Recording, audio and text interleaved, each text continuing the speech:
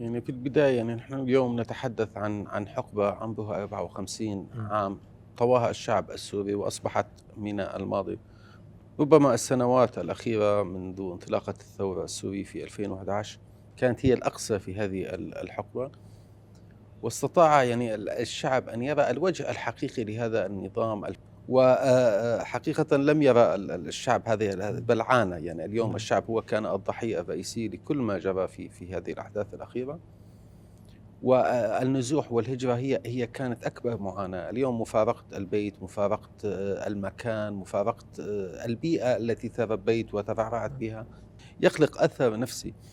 يعني اليوم الكثير من أبناء سوريا يحدثون أطفالهم عن بيتهم، عن قراهم. نعم. الأطفال تسأل. نعم. أنا أحد المهجرين والنازحين. آآ أبنائي لا يدرون أين ولدت، ما هي مدينتنا، كيف شكلها، كيف كانت، نعم. كيف كان شكل بيت.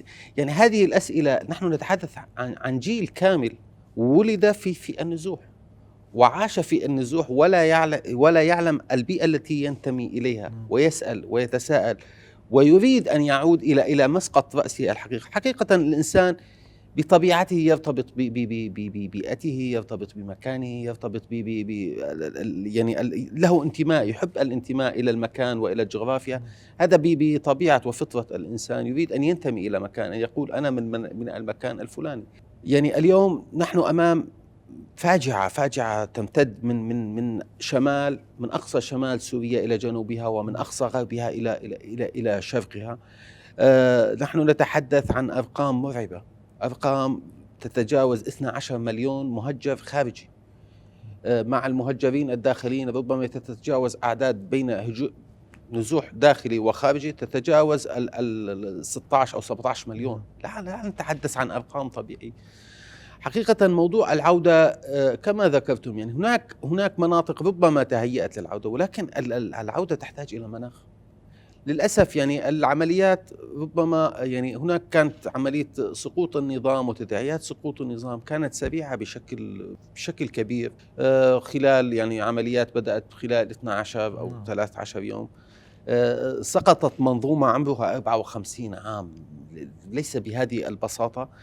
نحن نتحدث عن مناطق خالية من الخدمات، خالية من نعم. المؤهلات، لا غير قابلة كانت بالأصل، لا تغطي احتياجات من كانوا فيها حتى نعم. تغطي احتياجات. العودة الآمنة، العودة الصحيحة تحتاج إلى مناخ. جهود السوريين وحدها لا تكفي.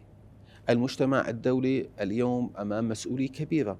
المجتمع الدولي الذي صمت عن المعاناة السورية خلال سنوات طويلة. لا أقول أنا المعاناة السورية بدأت في 13 عام الأخيرة. المعاناة السورية هي معاناة طويلة منذ تأسيس النظام البعثي واستلامه والحكم وانتقاله إلى عائلة الأسد إلى اليوم.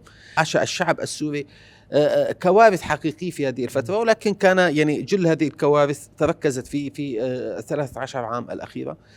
اليوم المجتمع الدولي يجب أن يوفر المناخ المناسب لعودة آمنة لجميع النازحين. نحن نتحدث عن نازحين ربما يتخوفون من الحالة، من الفلتان الأمني. إمم. نحتاج أول على رأس قائمة، يعني القائمة يجب وقف إطلاق نار في كل نعم. الأراضي السورية. يجب وقف العمليات القتالية. تحدثت الإدارة السياسية في دمشق عن يعني ربما مطلع 25 سوف يتم إلغاء كافة المظاهر المسلحة. هل هناك قدرة وإمكانية على نعم. هذا الأمر؟ نحن نعلم أن هناك حالات تصعيد، هناك مناطق لا زالت إمم. فيها اشتباكات، هناك مناطق لا زالت فيها اعتداءات على الجغرافيا السورية.